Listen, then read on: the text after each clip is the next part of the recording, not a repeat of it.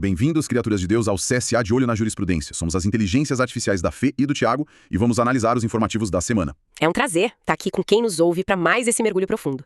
E olha, o informativo do STF, 1216, do finalzinho de maio de 2026, tá recheado de coisas bem práticas. Nossa, muito práticas. Imagina só a seguinte cena. A bateria do celular morre exatamente no balcão de um pronto-socorro. E aí o atendimento de emergência é negado porque não tem como gerar aquele token digital no aplicativo. Seria um pesadelo, né? Total. Ou então pensem num cenário onde o vizinho do lado ganha o poder de vetar parte do que é ensinado dentro da sala de aula da escola do bairro. Parece até roteiro de ficção distópica. Sim, mas essas são as realidades práticas que bateram na porta do Supremo Tribunal Federal. E a nossa missão hoje é justamente desempacotar e entender os mecanismos por trás dessas decisões em plenário, focando em 3 ações diretas de inconstitucionalidade. E sabe, o que salta aos olhos ao analisarmos esses 3 casos em conjunto é aquele eterno campo minado que a gente chama de Pacto Federativo Brasileiro. A velha queda de braço. Exatamente. Existe essa tensão estrutural na nossa Constituição. A pergunta que não quer calar nessas ADIs é tipo assim, qual é a fronteira exata entre o poder de um Estado ou do Distrito Federal de legislar e o momento em que ele invade o quintal exclusivo da União? É uma engenharia de limites muito fina, né? E para nossa audiência, a gente sabe que essa não é uma discussão só burocrática sobre, quem assina o papel. É sobre quem tem o poder de ditar as regras do nosso dia a dia. Com certeza. Então, vamos entrar de cabeça nisso, começando pelo nosso espaço mais privado de todos, que é a nossa casa. O Supremo teve que decidir se um governo local pode barrar a tecnologia na porta de um prédio. Estamos falando da ADI 7836, lá do Distrito Federal. Exato. Esse caso é um laboratório perfeito para a gente entender como o legislador local, às vezes, tenta resolver um problema de segurança, mas acaba usando a ferramenta constitucional errada, sabe? Sim, e gerando um efeito dominó enorme. Olha só o que aconteceu. A Câmara Legislativa do DF aprovou a Lei 7686, em 2025. O texto simplesmente proibia a instalação de portarias virtuais em qualquer condomínio com mais de 45 unidades. Ponto. Uma canetada bem drástica. Muito. E para os condomínios menores, que já usavam o sistema virtual, a lei não deixou barato. Passou a exigir que eles contratassem seguros específicos contra roubos, furtos e até acidentes com os portões. E tudo isso com um prazo super curto de 90 dias. O relator foi o ministro Nunes Marques e o plenário derrubou essa lei por unanimidade. A primeira barreira foi a inconstitucionalidade formal.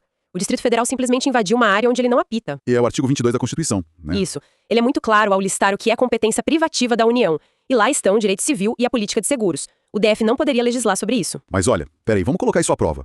A justificativa para essa lei claramente foi a segurança pública, que é uma preocupação gigante hoje em dia. Porque o Distrito Federal não pode exigir um seguro ou proibir uma portaria sem humano para proteger os moradores de lá. Essa é uma dúvida muito comum. Pois é, se o objetivo é a segurança local, a competência não deveria ser concorrente. Essa é a armadilha argumentativa clássica. A gente precisa separar o objetivo da ferramenta utilizada. Se o Estado quer aumentar a segurança pública, ele deve investir em policiamento, inteligência e infraestrutura. Faz sentido. O que ele não pode fazer é tentar terceirizar essa segurança interferindo na engenharia de contratos privados, entende? Quando o DF impõe um seguro obrigatório, ele está alterando as regras do direito civil. E a Constituição centraliza essas regras na União, justamente para garantir a segurança jurídica no país todo. Entendi o mecanismo. É como se o Distrito Federal tentasse reescrever as regras de compra e venda de imóveis só para quem mora em Brasília. O pretexto é bom, evitar fraudes, mas fratura as regras do país. Nossa, a analogia é perfeita. Imagina se cada um dos 26 estados, mais o DF, criassem um seguro obrigatório diferente para condomínios.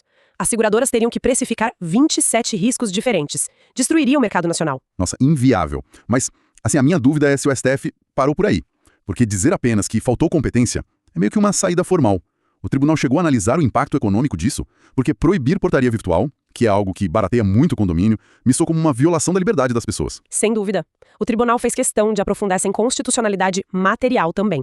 O STF analisou isso sob a ótica dos princípios da ordem econômica. Livre iniciativa e tal. Isso violou a livre iniciativa, a concorrência e o direito de propriedade. O raciocínio foi que o condomínio é uma propriedade privada. Quem tem que avaliar os custos e riscos e decidir o modelo de portaria é a Assembleia de Moradores. Ou seja, o Estado estava presumindo que a Assembleia é incapaz de tomar decisões financeiras para si mesma, né? Exatamente. O Estado agiu de forma super paternalista, não tem nenhum dado empírico que prove que a portaria virtual é um perigo tão grande que justifique essa proibição. O legislador asfixiou a inovação sem demonstrar benefício real. Então, nesse embate entre a vontade de regular e a porta do prédio, venceu a autonomia privada da Assembleia.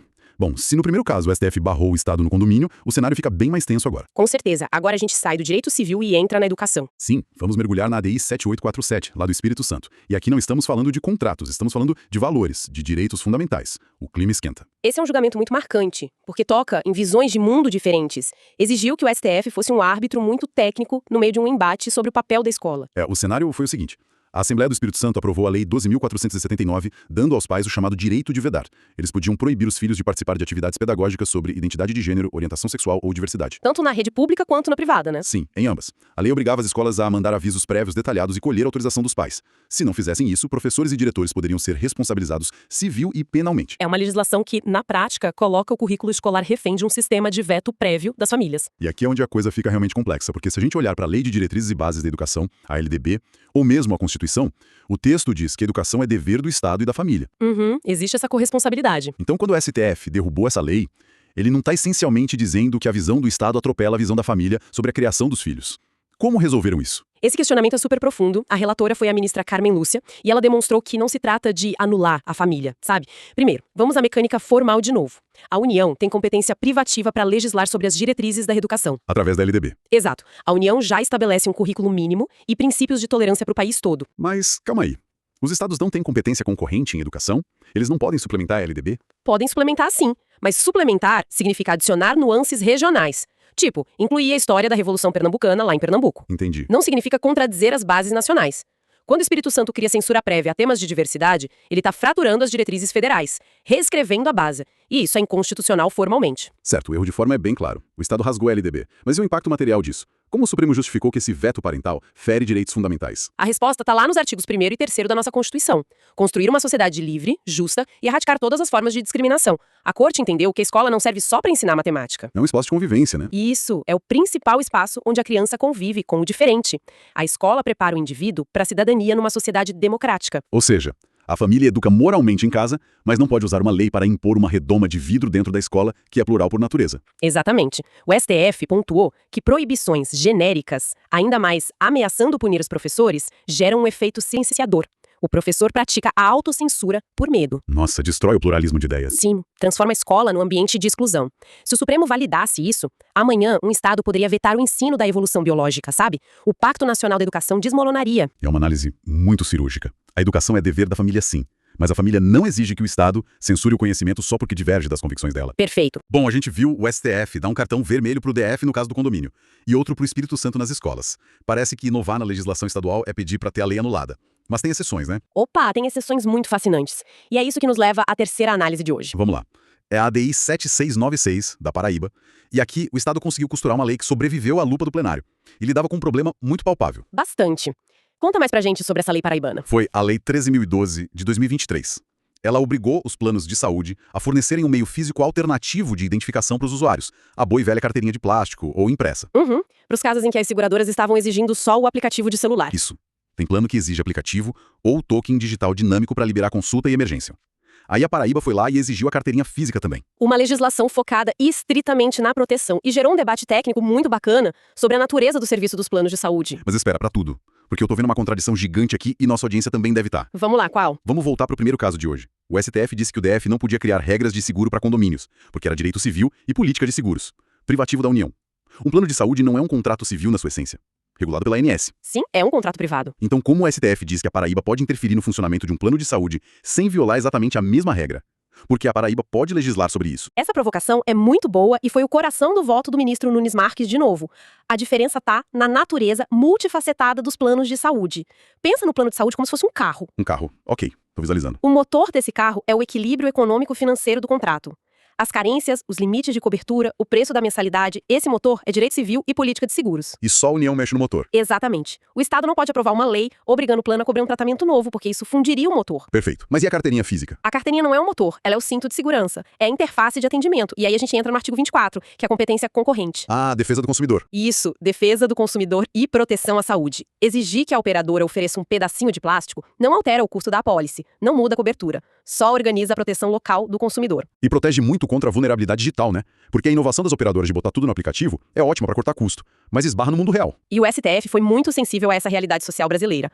Pensa numa pessoa idosa que tem dificuldade com tecnologia, ou alguém na zona rural sem sinal de internet. Ou celular que quebra a caminho do hospital, como eu falei no começo. O token digital exclusivo vira um obstáculo quase letal. É a tecnologia criando um muro entre o paciente e o médico. E é dever do Estado derrubar esse muro. O tribunal viu que a legislação federal e a própria ANS não proibiram a carteirinha física. Então, abriu-se uma lacuna. E na competência concorrente, havendo lacuna, o Estado pode agir. Plenamente legítimo para proteger o consumidor. É brilhante ver essa engrenagem funcionando. Quando o Estado brinca de economista mudando o seguro de condomínio, a União barra. Quando brinca de pedagogo censurando temas, a União barra.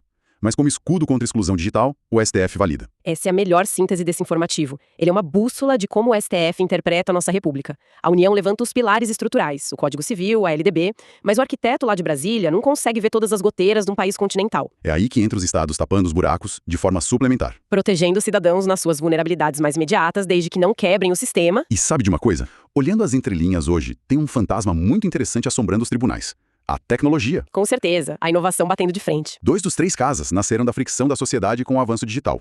Portarias virtuais tirando os porteiros e os tokens dinâmicos gerenciando o direito à saúde. A tecnologia agindo como elemento disruptivo do direito clássico. E isso nos deixa com uma reflexão provocativa para quem nos ouve pensar ao longo da semana. Até que ponto nossos conceitos de competência federativa vão suportar esse choque contínuo? A nossa Constituição foi desenhada com base em territórios, fronteiras físicas, né? Sim, a lógica geográfica. Mas a inteligência artificial, os apps, eles não têm território.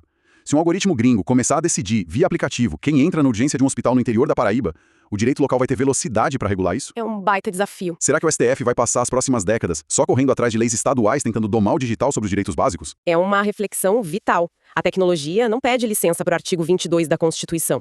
O direito vai ter que se reinventar, buscando menos o rigor da forma e focando mais na dignidade humana material. Onde quer que a inovação nos leve, os casos de hoje mostram que essa corrida já começou e em ritmo bem acelerado. Sem dúvida alguma. E com isso a gente vai encerrando. Agradecemos muito a companhia atenta e crítica de toda a nossa audiência em mais essa análise profunda. A jurisprudência tá aí para provar que o direito é vivo, né? Exato. Não é montanha de papel antigo, é o pulso do país resolvendo problemas em tempo real. Continuem exercitando o senso crítico e não aceitem respostas prontas sem entender a engrenagem. Um abraço a todos e até a próxima. Fiquem bem, observem os movimentos da nossa Suprema Corte e até a próxima edição.